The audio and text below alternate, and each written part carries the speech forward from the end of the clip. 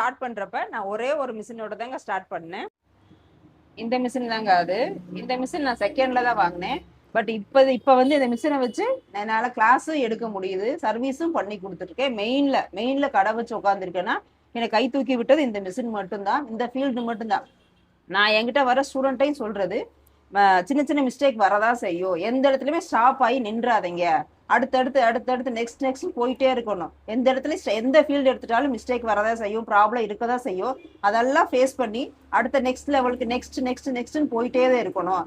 இப்போ நான் இவ்வளோ மெயினில் கடை வச்சு மேலே பார்லரு, கீழே டெய்லர் கடை, கிளாஸஸும் எடுத்துட்டு இருக்கேன், சர்வீஸும் பண்ணிட்டு இருக்கேன்.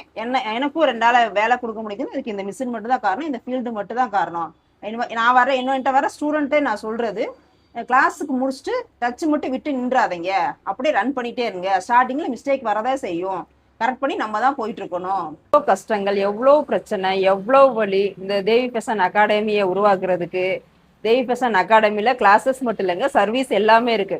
Tailoring, aari, brooches, beautician, mehndi, nail art, sari draping, box folding, எல்லா கிளாஸஸ் இருக்குது, சர்வீஸ் இருக்குங்க. என்னாலையும் சிங்கிளாக இருந்து இதெல்லாமே பண்ண முடியுதுன்னா உங்களாலே எல்லாமே முடியும்.